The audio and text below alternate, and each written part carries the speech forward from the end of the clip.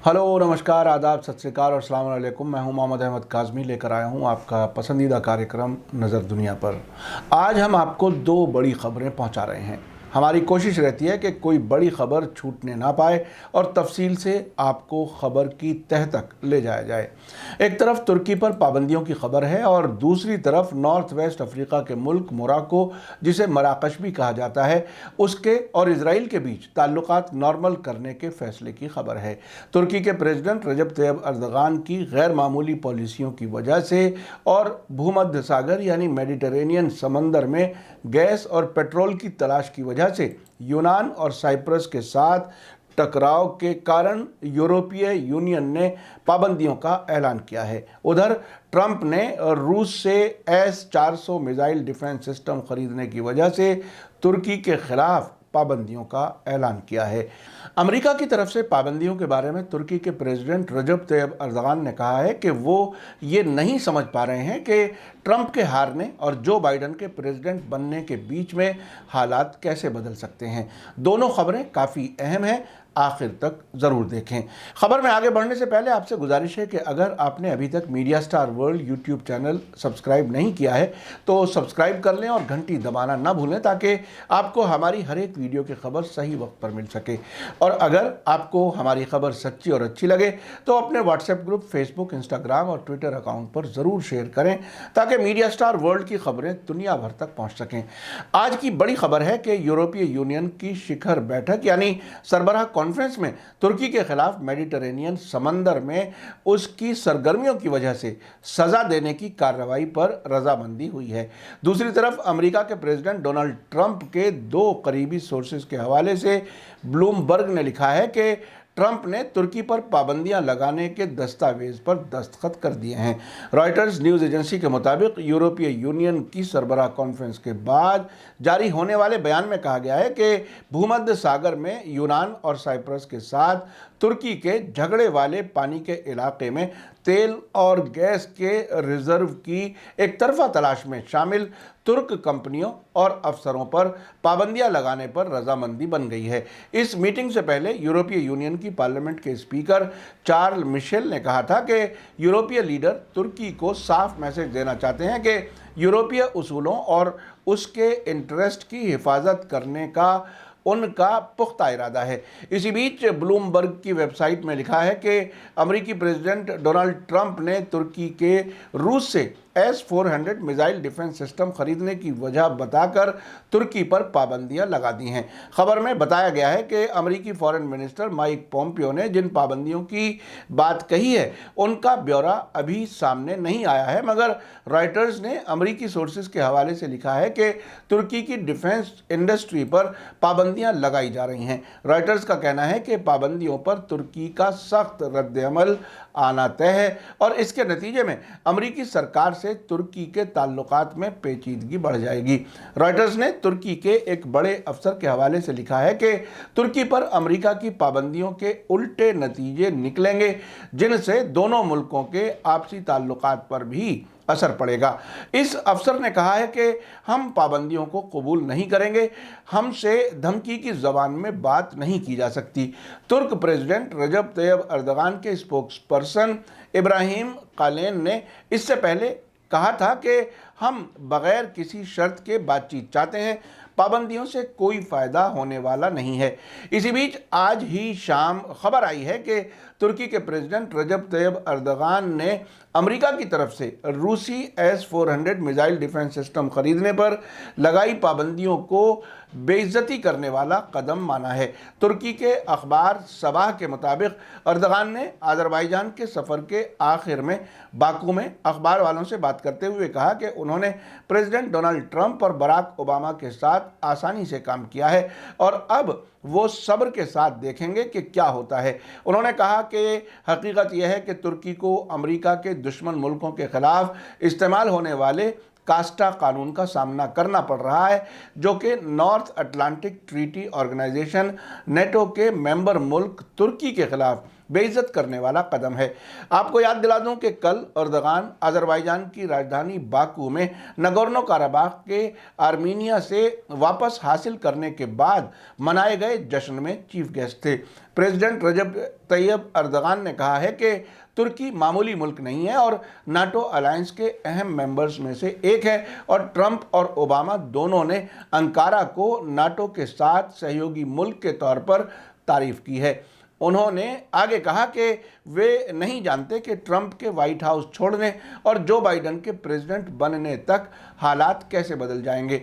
साथ ही उन्होंने कहा है कि उन्होंने ट्रंप के प्रेसिडेंट रहते हुए कई मामलों से मुताल्लिक पॉजिटिव कदम उठाए हैं। तुर्की के प्रेसिडेंट रजब तैयब अर्दगान ने आगे कहा है कि दूसरी तरफ मैंने मिस्टर ओबामा के साथ भी काम किया है, जो डेमोक्रेट हैं, जिन्होंने अपने 8 साल के दौरे हुकूमत में कहा था कि मैं उनके 5 इंटरनेशनल दोस्त लीडर्स में से एक हूं। उन्होंने कहा कि वे ये नहीं समझ पा रहे हैं कि इस वक्त दुश्मनों पर पाबंदियों वाले कानून कास्टा का मामला क्यों उठाया जा रहा है। अर्दगान ने कहा कि लेकिन मुझे इन सब बातों की आदत है। मेरा मानना है कि हम देखेंगे कि अमेरिका में नए प्रेसिडेंट के आने के बाद हालात किस तरफ करवट लेते हैं। उन्होंने कहा कि वे सब्र से इंतज़ार करें और देखें।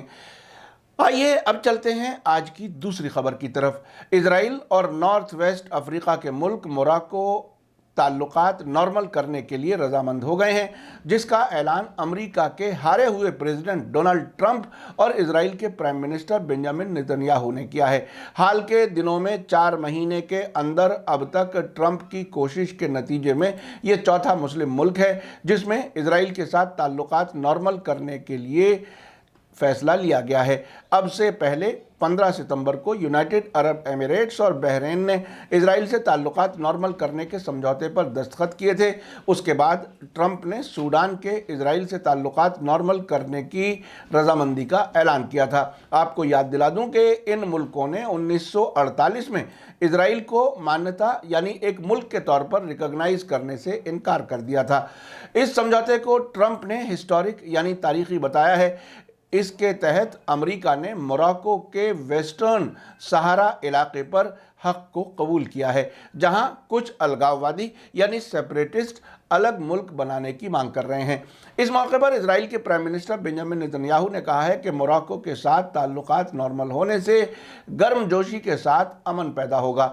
इजराइल और मोरक्को जल्द ही लियाज़ा यानी कॉन्टैक्ट ऑफिस कायम करेंगे और दोनों मुल्कों के बीच सीधी उड़ानें शुरू की जाएंगी।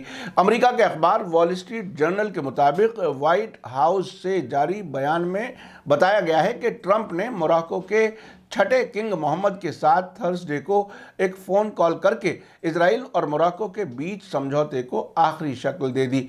मोरक्को के एक अफसर ने इजराइल को कबूल करने के किसी भी समझौते के बारे में कमेंट करने से इनकार कर दिया। उन्होंने पश्चिमी सहारा पर मोरक्को की सॉवरेनिटी को कबूल किए जाने के ट्रंप के ऐलान का खैर मकदम और स्वागत किया।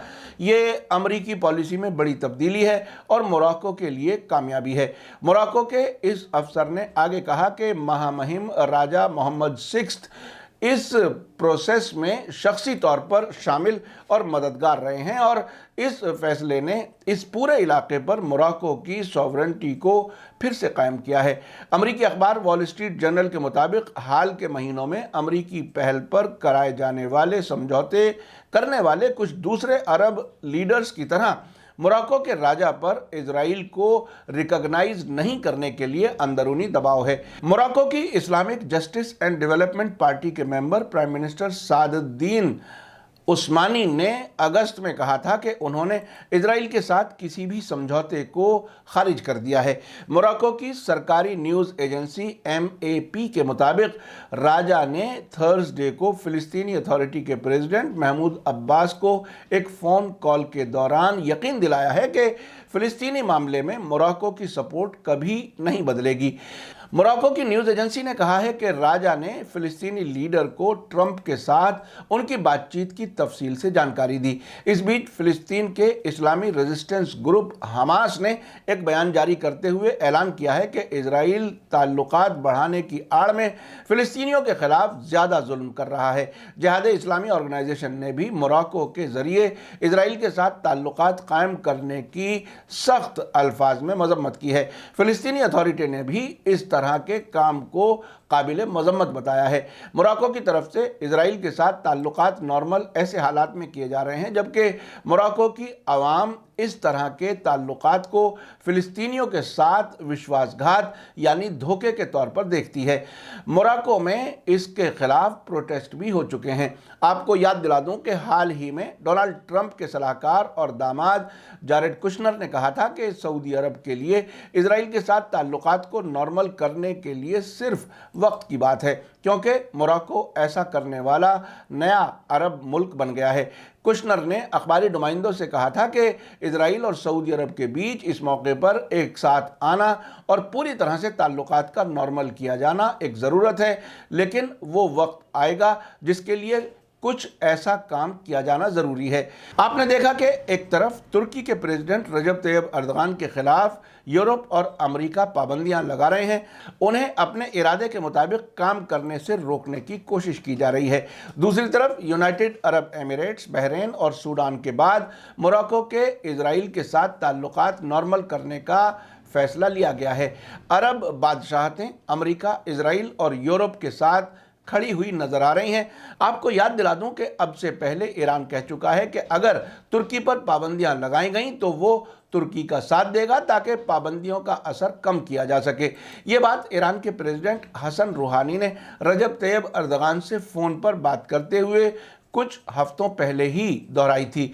इससे पहले ईरान, तुर्की, कतर और मलेशिया कुआलालंपुर मीटिंग में एक साथ नज़र आ चुके हैं। पाकिस्तान का भी किसी हद तक इस नए ब्लॉक की तरफ झुकाव नज़र आता है।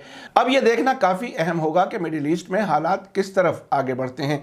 मीडिया स्टार वर्ल्ड की कोशिश है कि आपको बड़ी इंटरनेशनल खबरों से बाखबर रखा जाए। इसी के साथ मुझे दीजिए इजाज़त। आज का एपिसोड कैसा लगा कमेंट्स में ज़रूर लिखें। थैंक यू, धन्यवाद, शुक्रिया। जय भारत, जय हिंद। मीडिया स्टार वर्ल्ड के और वीडियो देखने के लिए हमारे चैनल को सब्सक्राइब करें और सीधे नोटिफिकेशन पाने के लिए बेल आइकन दबाएं। और अगर हमारी खबर सच्ची और अच्छी लगे तो अपने व्हाट्सएप, इंस्टाग्राम, फेसबुक और ट्विटर अकाउंट पर ज़रूर शेयर करें।